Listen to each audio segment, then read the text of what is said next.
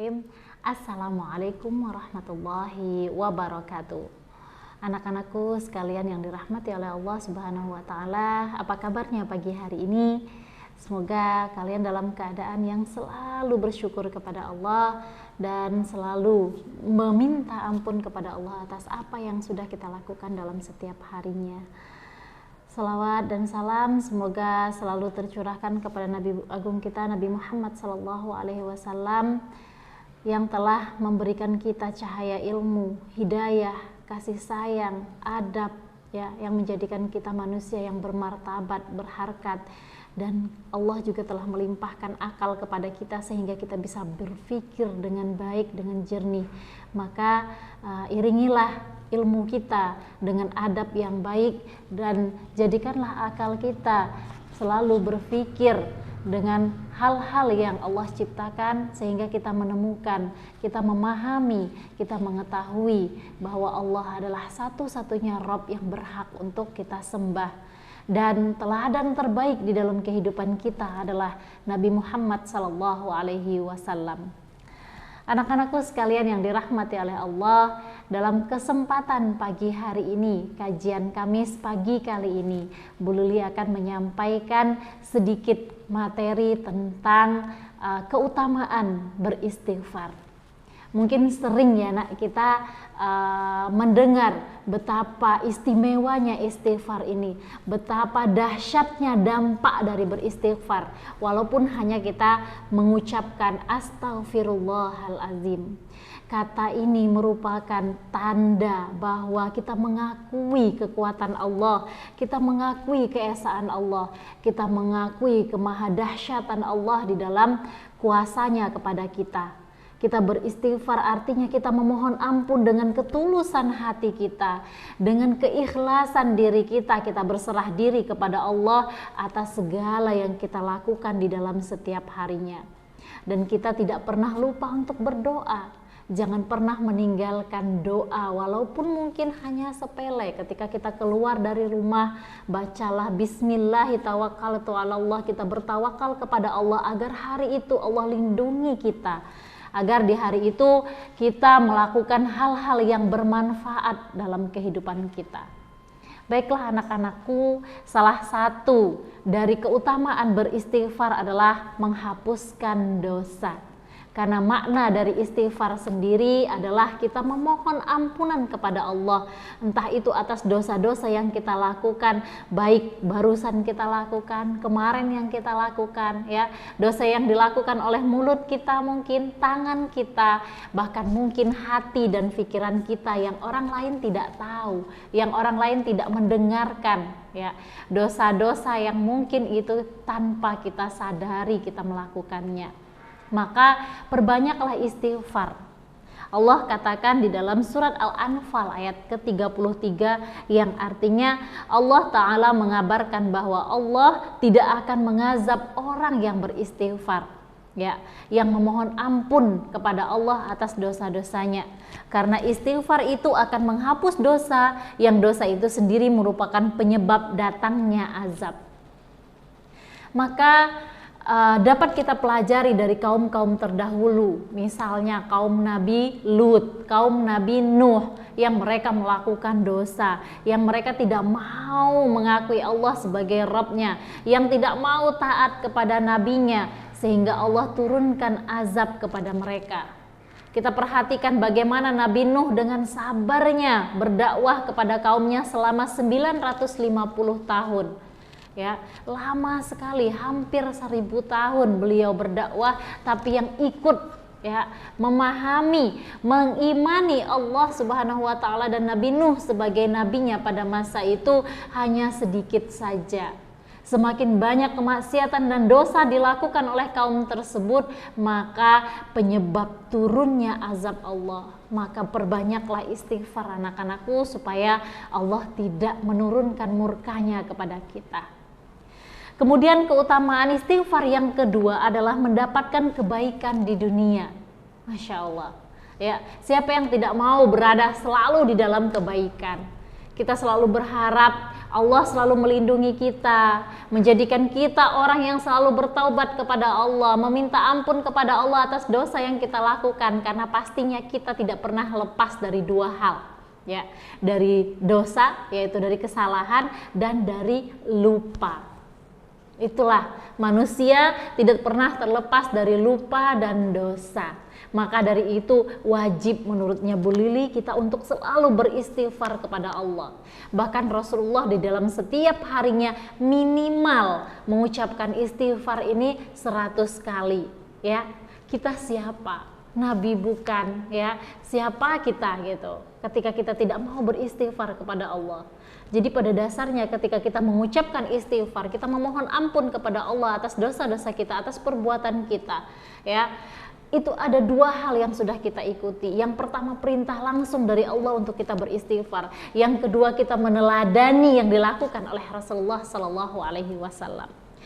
Nah, kemudian yang ketiga adalah mengabulkan doa. Mungkin selama ini kita selalu berdoa kepada Allah, meminta kepada Allah banyak hal yang kita inginkan, banyak hal yang kita butuhkan, kita mintakan kepada Allah, tetapi kenapa doa-doa kita belum terkabul? Mungkin dosa yang mengiringi doa-doa kita ini terlalu banyak.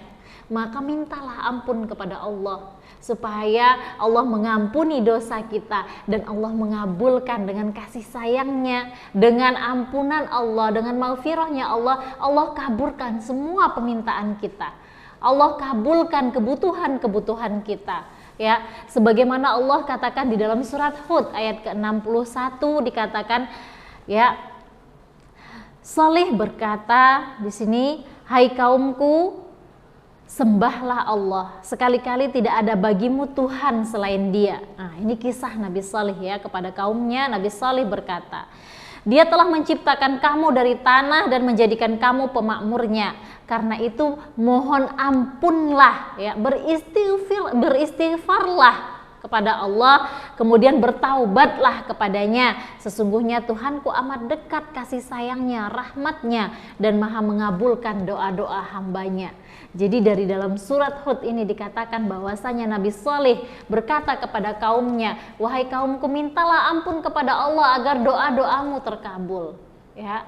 Pada dasarnya ketika kita selalu beristighfar kepada Allah, selalu ingat kepada Allah, memohon ampun kepada Allah, niscaya Allah akan mengabulkan doa-doa kita. Ya, ini kata-kata Allah, ini firman Allah, ini yang disampaikan oleh Allah kepada kita, dan ini juga yang dilakukan oleh Rasulullah Shallallahu Alaihi Wasallam yang dicontohkan kepada kita.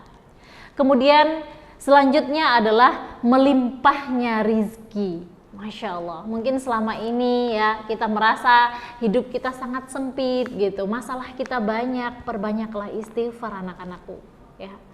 Mungkin hanya sepele, kita tidak semua hati tergerak untuk beristighfar, tidak semua hati tersadar untuk mau memohon ampun kepada Allah. Kadang kita merasa begitu takaburnya, begitu sombongnya bahwa segala yang kita raih saat ini adalah hasil usaha kita sendiri ya.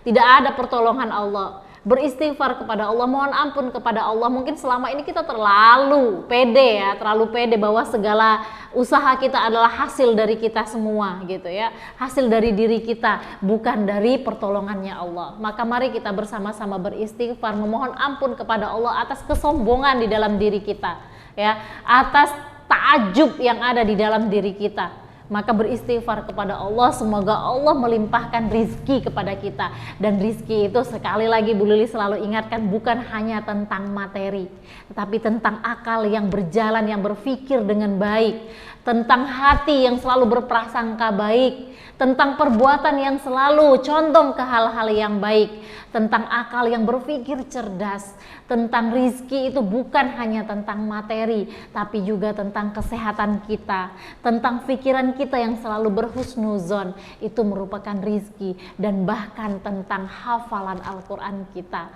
itu juga berkaitan dengan rizki kita dari Allah. Ya, Allah izinkan kita mampu menghafal Al-Quran, Allah izinkan kita mampu berucap yang baik, itu merupakan rizki dari Allah. Maka iringi rizki ini supaya lebih berlimpah rizkinya dengan istighfar kepada Allah ya.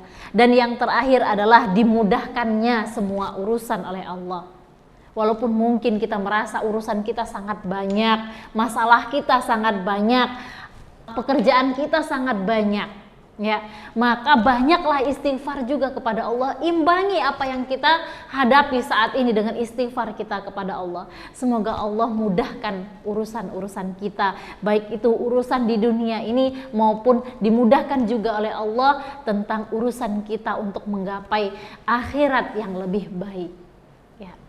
Baiklah anak-anakku, terakhir Bu Lili ingin menyampaikan bahwasanya Ibnu Rajab Al-Hanbali pernah menyampaikan, jika kita tidak mampu bersaing dengan para solihin di dalam ibadahnya, maka berlombalah dengan para pendosa di dalam istighfarnya.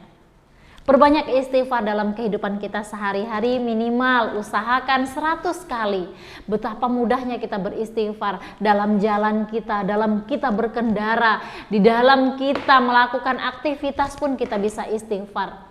Tanpa mungkin kita ucapkan, dalam hati kita bisa istighfar. Jangan hanya istighfar di saat kita emosi saja, dengan mengucapkan Astaghfirullahalazim dengan rasa marah, dengan rasa emosi di dalam diri kita, baru kita mau beristighfar kepada Allah.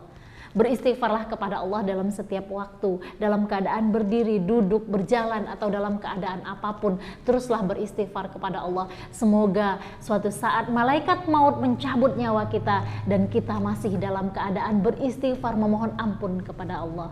Mungkin ini saja yang bisa Bu Lili sampaikan. Mohon maaf untuk setiap kata yang mungkin menyakiti, menyinggung perasaan, ataupun mungkin salah kata di dalam penyampaian. Bu Lili ucapkan terima kasih kepada anak-anakku yang selalu setia yang mengikuti kegiatan keagamaan pagi. Semoga dimudahkan oleh Allah segala urusan-urusan kita. Terima kasih untuk perhatiannya hari ini. Semoga Allah mudahkan pembelajaran kalian pada hari ini dan seluruh aktivitas kalian pada hari ini. Allah mudahkan di dalam memahami pelajaran. Allah mudahkan di dalam mengamalkan semua ilmu yang kita dapatkan. Terima kasih anakku sekalian. Usikum binafsi wa taqwallah. Wassalamualaikum warahmatullahi wabarakatuh.